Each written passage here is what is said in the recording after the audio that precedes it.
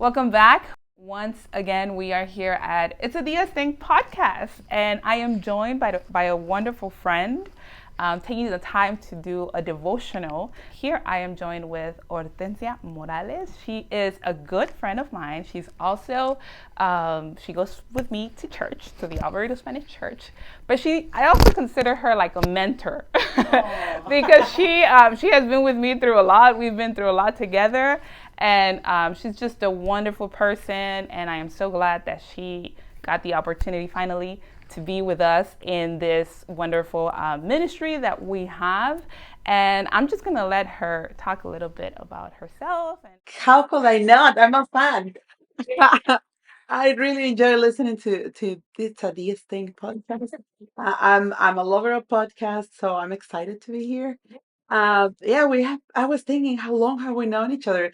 It's been for a while. Yeah, about 10 years or something like that, probably. So I think that you have been a blessing in my life and a good influence, and yeah, we have been through a lot, and I'm happy to be here. And she is also our youth director from our church. So we work together in working programs for the youth. So she's great at that, and she has been a true blessing for our church as well. So that's why we have her here. You know, she's young. You know, you are at heart, and she has like a love for the youth. So, what a great opportunity to do this with her.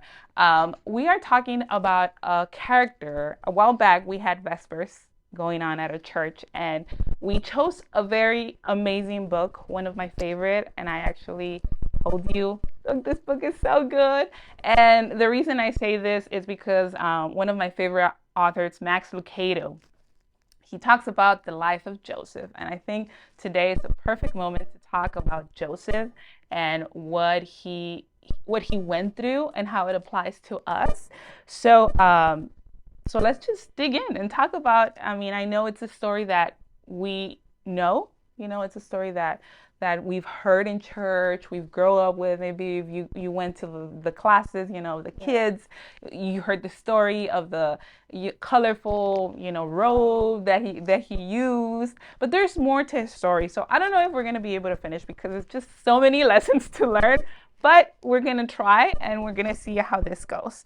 So first of all, let's just remember Joseph.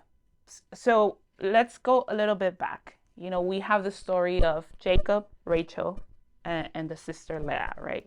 And that is a whole nother hot mess, right? That happened. That it's so interesting. You open the Bible and you're like, what? But anyway, so Rachel it's the mom of Joseph, right? And that has a special connotation because obviously the rest of the kids of Jacob are not from the same mom. And Rachel was a loved one, right? Yes, yes. Because Jacob had the two servants also. Yes. And then Leah, so it was a really blended family. But, but Rachel was a loved one. Jacob was in love with Rachel, and Joseph was the firstborn out of that relationship. Yes, yes. Just imagine. I mean, I can't imagine. None of us could imagine because, like, I mean, he had concubines. He had, like he had like two wives, and so. But I could just imagine, like, and I don't want to go very deep into this because this is like a personal thing, but like they say, whenever like you have your first love or your true love, right, and then you keep dating other people and you still love them, but it's different, right? So I could imagine that with Jacob, it was the same. Rachel was special, was something probably, he did have a special, in Spanish they say cariño for the other wives, but Rachel was different. And we could see that the way he raises Joseph and even Benjamin. And Benjamin. Yeah. You could see the difference. And, I don't know how it was for you when you have a brother, right? Yes, you have a brother. I'm the oldest. You're, and so obviously I have a sister. We both have siblings, and I don't know if you ever felt like favoritism as you were growing up or in some things. I know parents always say, I don't have a favorite. You're a parent, so maybe you have said that before. No, I don't have a favorite. And I know my parents say, I was like, no, you guys, we love you the same. But sometimes it's hard.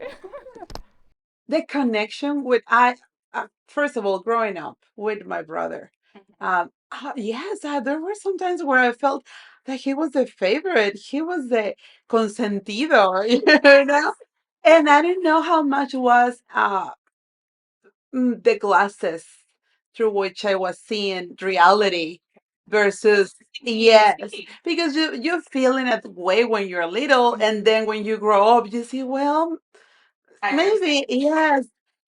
And now being a parent, I have three wonderful kids, and they're gonna be so.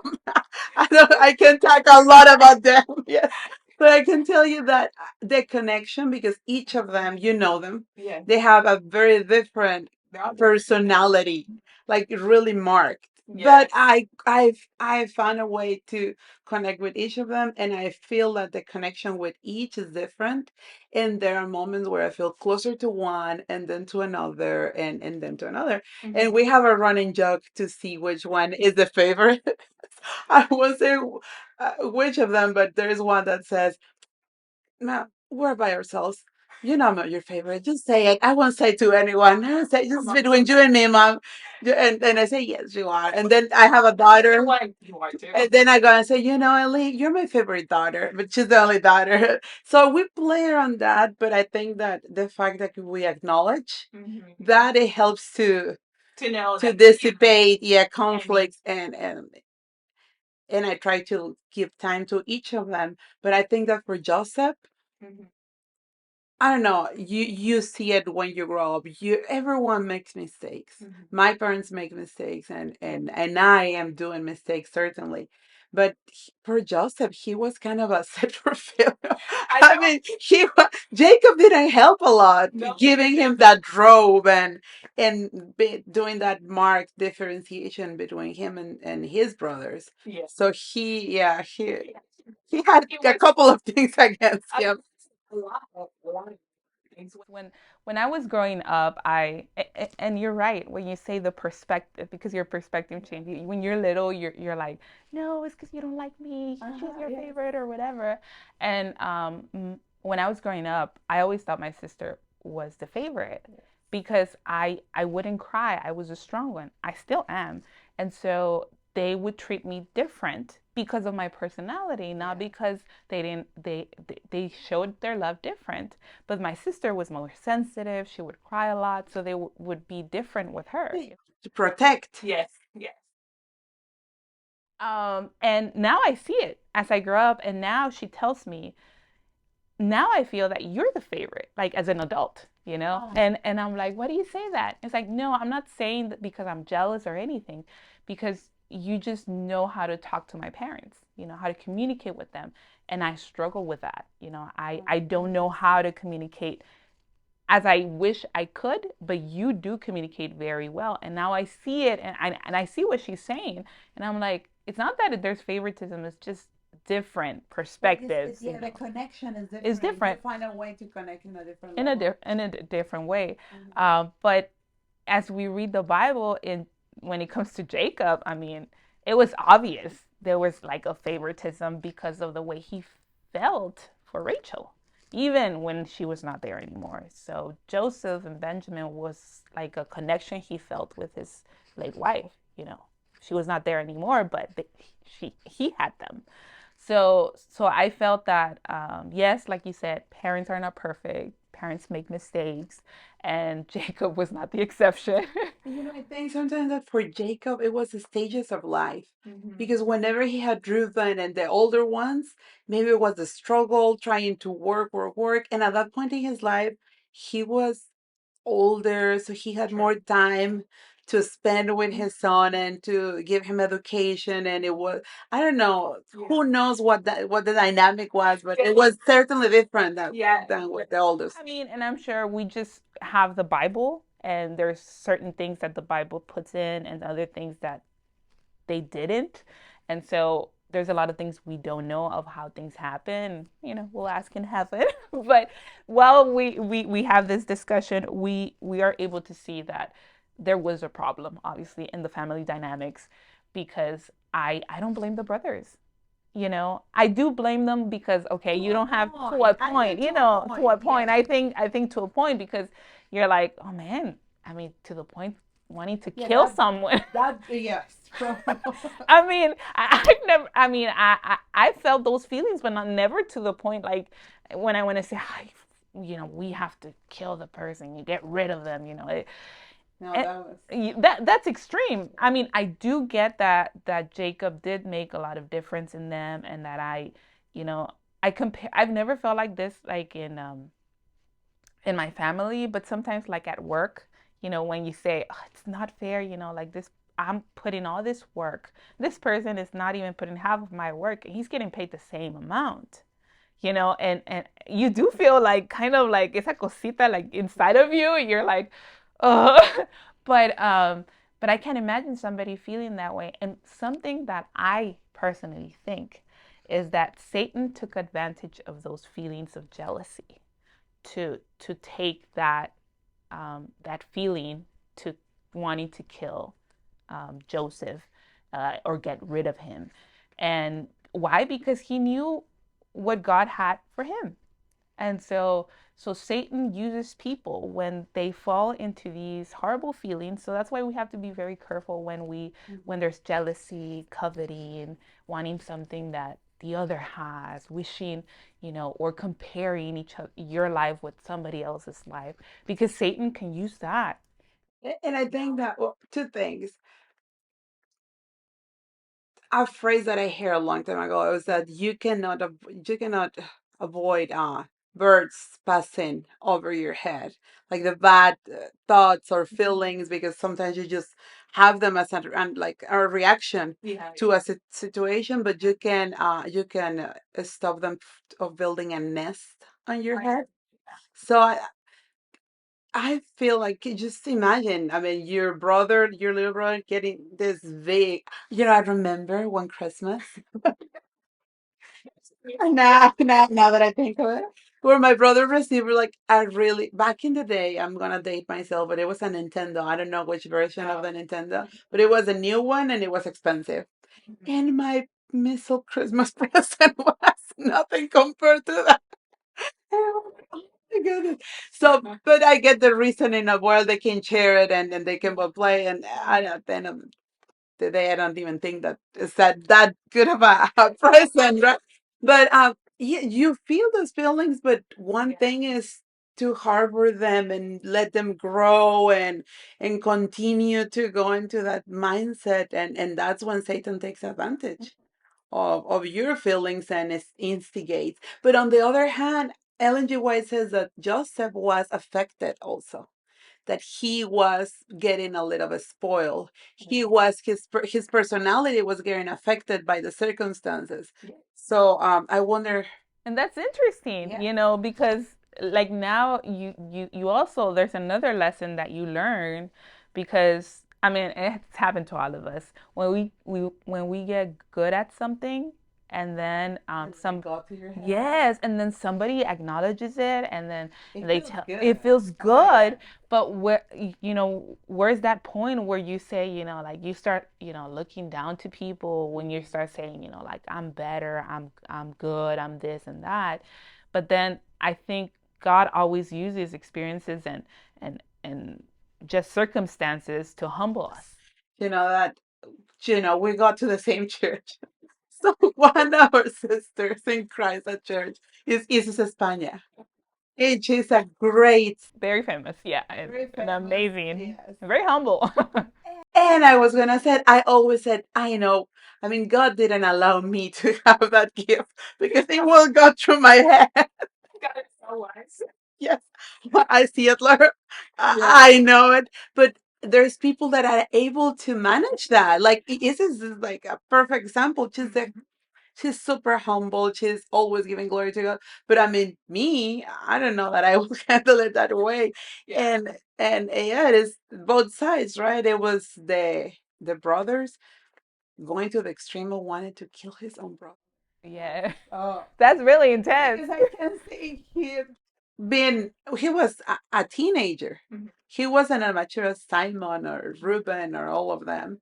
But So it was, yeah, it yeah, was easier for him to fall into the trap of adulation and compliments and all the attention from the dad.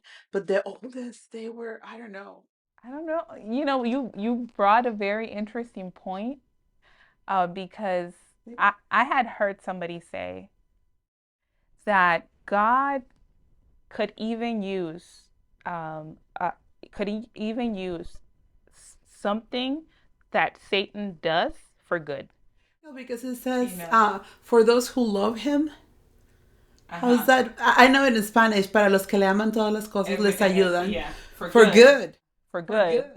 Even if it's a plan from Satan, that he meant for bad, because you could see it there in Joseph is a perfect example for that. Yes, and I don't know, but it gives me so much hope. Yes, because sure. Sometimes yes, it is the circumstances or things outside of yourself, but sometimes you get to a point because you made the wrong choices, or you harbor the wrong feelings, or you just messed it up. Yes, but even then, when you give it to God, He can. Oh, and that is hopeful. That is mind blowing. Yes. Yeah, because when you see it, if you just look at the picture of the brothers trying to sell him or kill him, putting him in the pit, you would say, man, like that's horrible. Like he's not getting out of this. If you didn't know the rest of the story, right? But then God uses that bad situation for good. In a way, God is saving Joseph from himself. Yes, but He uses Joseph to save how many people from the famine? I mean, what? Talking about using the worst circumstances for the best. Yeah, and it's like, that's crazy, that's mind blowing. And if you apply it to your life, you're like, how many times has God saved me from myself? From me falling into, whether it be what we were saying, being prideful or just getting things on top of my head and stuff. And sometimes we don't see struggles like that. And then those are the struggles that help you to grow in character, right? Because sometimes when I wonder, obviously Joseph learned a lot whenever he was with Jacob, but when he was in the pit and then he was able to polish his character, to better himself, and to trust in God, because I imagine him as a teenager walking behind that caravan, knowing that he was going to be sold as a slave. And then like the thoughts that went through his mind, I can't imagine. Feeling a failure of, what am I going to do? Oh, yeah. A fear, going, because he didn't know where they were taking him. Like, this could have been people. They're going to kill you or not. No. Like, what are they going to do to you? What are going to use you? Where they're taking you? I can't imagine. Like, if it was me, I would, no. I think about everything. No, I would be like, I'm going to die here. Justifiably. I mean, it was justified. Yeah, because, I mean, like you said, he was still a kid. And just going through that is spoilish kid made it into slave. Yeah, and it's like everything is taken away. No dad, no mom, nothing. It's just you in a foreign land and not knowing what's gonna happen next, and talking about an unknown future. Completely unknown, yes. Yes, and saying what's gonna happen next with me. And okay, so the brothers, God interferes through one of the brothers, and they don't kill him, but they sell him. And well, the situation got a little better, not completely better, but got a little better. And they take him, still a bad situation, but then he's taken as a prisoner, as a slave, and then he is being offered for money, which I can imagine what that is like, what a humiliation that is. But he is chosen by a good person. And you would think, okay, Joseph's story, yeah, things are looking better for Joseph. I mean, God is guiding. And how many times have we felt, we go through a rough patch and then things are getting better and better. And we're like, okay, I see it coming. But then something comes even worse, or something horrible again happens. And that's what happens to Joseph. Things were getting like he was obeying God. He was doing God's will. He was doing the best. You would think, okay, God is going to bless him. God is going to, take care of him. But then it seems that he doesn't, because something happens, and let's remember that Joseph is young. He's had his moment, as a young person. Prime. His prime, it was saying, where we know that when you're at that age, like there's feelings, there's attraction, it's humanity, and Satan also knew that, and so the best way he knows our weaknesses, he knows what our weak bone, and he goes through the desires of the flesh with no other than the wife of his boss. I mean, hello, like, couldn't you choose anybody else? And he's placed in a horrible situation. He is, but I was just thinking when you were talking that we got really hard on his parents. Oh, they were spoiling him, but they must have done something good. Yes, because he was able to stand up and not sin against God. It remained faithful, and he didn't want to sin against God. No one was going to see him. Yeah. It was just Potiphar's wife. I don't know the customs of the land at that point. Yeah. If the dad took concubines and took wives, I don't know if like the master's wife could have done that. Yeah, the same. Hey, I don't know.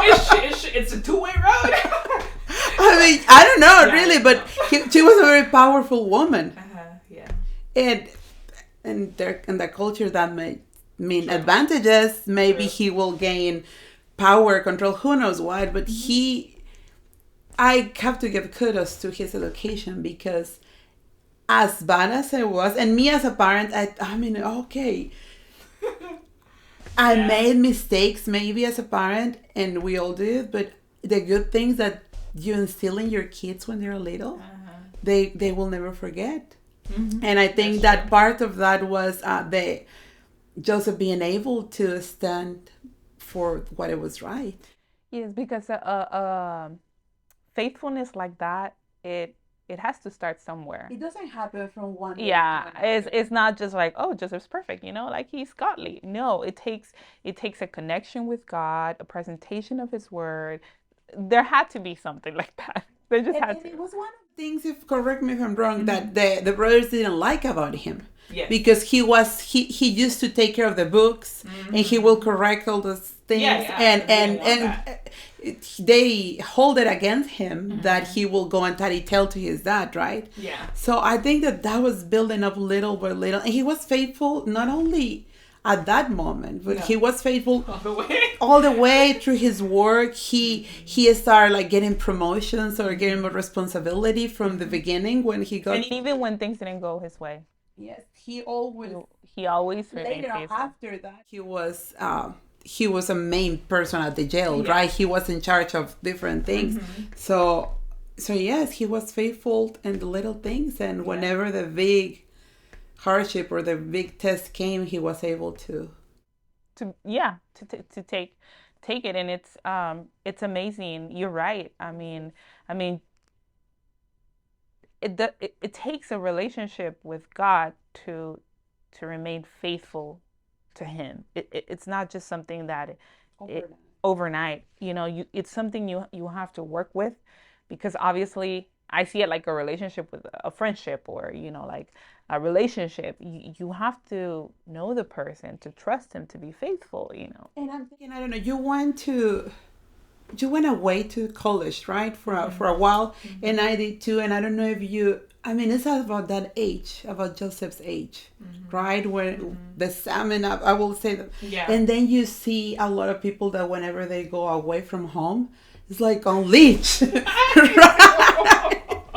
I know. Yes, and they are the same people that grow up with June or grew up in the same environment, like in the church environment, and then some Yeah, of what yeah, happened? yes, like, oh, and it is yeah. I mean, it is the result of years, right? Yeah, years of work. For one way or the other. Yeah, yeah. And one of the things that I feel it's so interesting, and it could be as a teenager or an adult, that how many times, and I am guilty as can be, how many times we have just, like we know that if we say no to something, or if we don't if we put a boundary to something, we'll get in trouble. And so we decide to just don't say anything or just go with the flow, because you, you know, it's the problem is going to be bigger. And so we'd rather not deal with that problem. Like, what do you mean? Like saying no is going to be making waves with your friends, Or like okay, saying like um like for his example, Joseph example, like you said, maybe she could have been okay, had a concubine, and if he would have just said okay, accepted, he wouldn't have been in jail, gone on through all of yeah, and it wasn't that bad, it wasn't look that bad. And so how many times in our life do we know that our ethics, I'm not saying it's a sin, but our ethics, we bend them to not make such a big deal, or make a big, to make waves like exactly, like a big problem, and we just like we just go with it because like we don't want to deal with a big problem. and then you start weakening your defense. It's like it's easier to say yes than to say. It's always easier to say yes. Always. Yes, but here Joseph knows who he believes in. He is firm. He talking about identity, he knows who he is, and he's not afraid. And he's like, yeah, I know I'm gonna be in trouble, but it's okay because God has my back. He thought I'm not gonna be in trouble. I feel like he was like, how can I do such thing? I just can't. I can. This is not okay. This is not right. I'm not. No, this is not even an option. And then I guess you think I will say that he thought on the consequences because he left his clothes there. He's like, nope, I'm out of here, and he run away. So I don't know, maybe he did, maybe he didn't.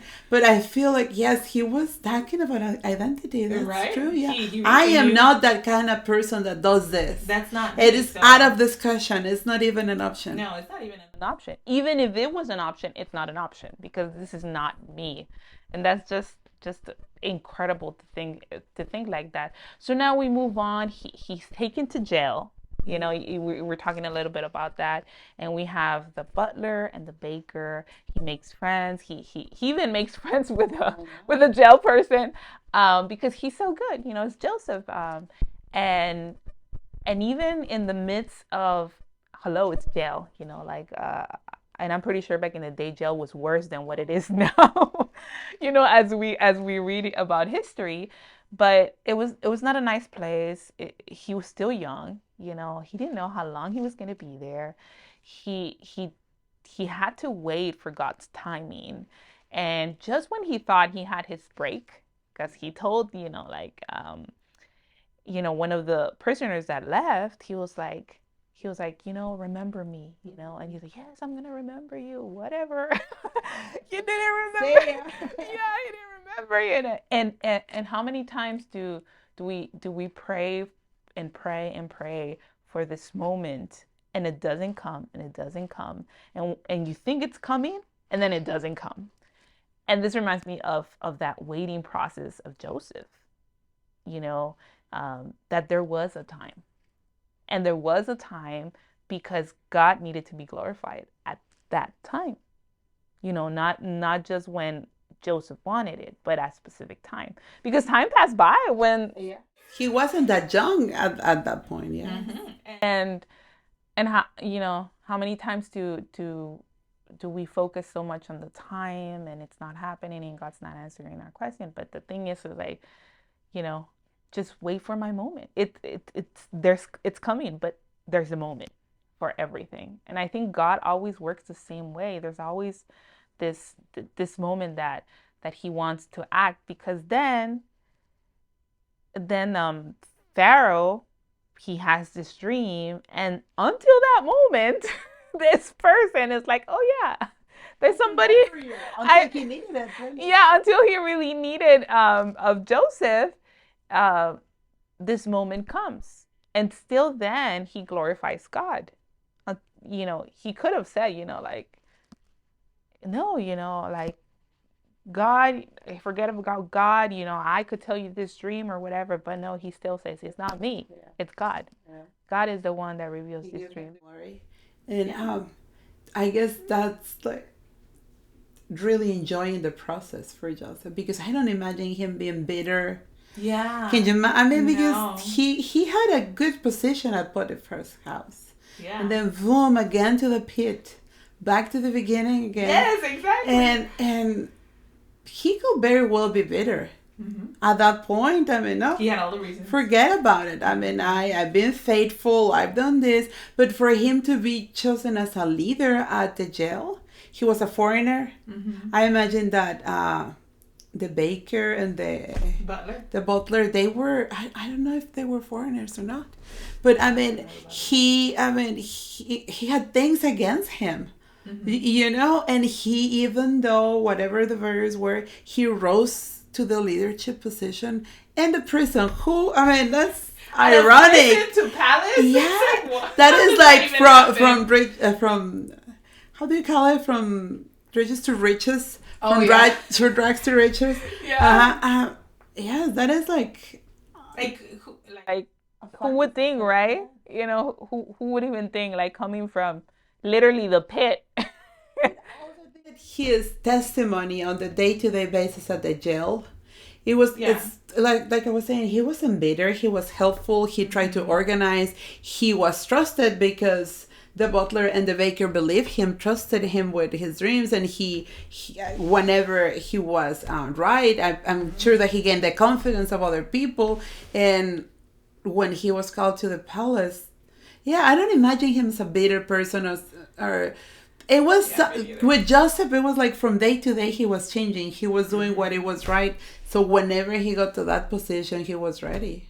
Yeah, you're right. I don't imagine Joseph being even complaining to God, like at no moment. And I'm pretty sure the Bible would have included that. I can see him crying. Yeah, because you can be sad and crying and feeling lonely and oh my goodness, what, but it's still trusting, because it has happened to me, where you don't know how you end up on that situation in sadness or alone or with your heart broken or in a difficult situation, but it's nice. It's so good to be able to trust in God during the process. It's hard, but whenever... But knowing that God is there. Yeah. And whenever you feel that presence of God in your life, it changes the way you endure your situations, right? Your hardships. It's different. So it's different how you deal with your hardships. I think, like, since the beginning, we could see how Joseph knew that God would bring him through. He's like, I've seen how he's brought me in the past, and I know he will bring me again. And he did. He did. And I think that's a great hope that it gives us, because I'm pretty sure all of us have felt this way at a point of our lives where we don't see the light. We don't see, like, it seems like the storm is lasting more than usual, and it seems that nothing changes, nothing. But I wonder if Joseph would have given up on jail, imagine the blessing like that he would have missed. Oh, he could even imagine that. Yeah. Because that is unbelievable. Yeah, yeah, he could. I am sure. Who has a vision to think that I'm gonna save the whole country from famine and even my family? I mean, that is No, I don't think he had an idea. I think like us, we do, like we pray to God and ask God, and he's like, and we know he's gonna bless us. But then when that blessing comes in, we're like, I did not expect this. I was asking for this, but God, you blew my mind, And I feel the same way with Joseph. I'm pretty sure when he prayed, he wasn't wanting that. He just wanted probably to go back with his family, to see his dad again. He wasn't asking for a lot, but then God is like, no, look, you're gonna see your family, but you're gonna see it like this, like this way, and just I'm telling you, this story, it just brings so many good lessons. And we could be here all night talking about this. But the message that I really want us to take through this topic or through this person from the Bible, like Joseph, or this story, is that there is hope. There's always hope. There's always hope in the midst of even difficulty, even trials. There is always a happy ending for all of us. And that God can change your future, your present in a blink of an eye. From one minute to yes, when you least expect it. And to be realistic, sometimes your circumstances won't change in a long time, but if God gives you that peace to show up every day and to fight, I don't know, to survive every day, that makes a difference. Oh yeah. That not having God with you or not having that peace that surpasses understanding. Yeah, I think the perspective, and we go back to perspective, is the one that's important. Is the perspective we give, because we could be like in the worst situation, but if our perspective is in God and knowing, okay, God, I am not doing good, and it's important to accept when you're not doing good. I'm not doing good, but you're with me. Or we can be in a really good position, like Potiphar's wife, having everything and not being happy, wanting something else. Wanting something else, yeah, that too. And our perspective was totally wrong, totally wrong. Looking at things that we're not supposed to or are not meant for us, and I think that also is very important. But just remember that when you remain faithful, I mean, God acknowledges that. He does. He is faithful. Yeah, and then he is faithful too. I mean, and sometimes we feel, and I'm pretty sure you felt like that, like, oh God, like I try to obey, I try to keep everything in line. I look for you, I do this, I do that, and then this, like come on, God. And sometimes we even take it further and say, you see all those bad people out there killing people, stealing, making drugs, or doing all these things. And I'm good. And I'm good. And why do I have? Or there's like a book that says why do bad things bad to good people? And sometimes you feel like that. It's like, do I have to be bad or what? But it's what Satan wants to put in our head. That's what he wants. What we don't see is the big picture. I once was in that position. I remember calling precisely my little brother. And I was telling him, I didn't do this. I haven't done that. I was listing all my... I've been good. Why? I'm going through this thing. And then he calls me hermanita, little sister, but whenever he means it is Hortensia. Oh, okay. It's serious. He was like, so then you did it because you wanted the reward, or why were you being good? Really? Wow. Because it was the right thing to do, or because you just wanted to be rewarded? So, and I will never forget that, because that's powerful. That's it. That hit powerful. Well, it's been a true joy to share this space with Hortensia. This topic is just so good, and I think we need a part two because there's just so many lessons that we could learn and apply to our lives. And I just want to say that if you've fallen in these mistakes, we all have. We've all been there. We've said it during the conversation that we've been there, and don't feel it's the end, because we have a God that is merciful, that is loving, that just he wants us to go back to him and tell him, you know what, I've messed up. I know, like I didn't remain faithful. I probably did go, with Potiphar's wife, or did something, or blamed you for something. It's okay. I think at the end of the day, accepting our mistakes and acknowledging who God is what matters. At the end of the day, it's what matters. And I really hope you guys got to enjoy as much as we did. Like, I don't know about Hortensia, but I enjoy myself right right now, just discussing all of this and learning all these beautiful lessons. I really hope you also gained something from this discussion. And just remember, we are now in YouTube, Spotify, Instagram, Apple Podcasts, all the way. So you don't have an excuse to not hear this.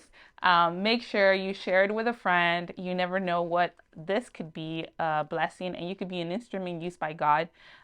Check us out and join us in our Instagram. We post a lot of stuff there and a lot of good stuff. If you want to know more about a It's a Diaz thing, you could connect through us through there. But until next time, this is it, and I hope you guys have a great day, a good night, whenever you're watching us, but see you guys later. Bye.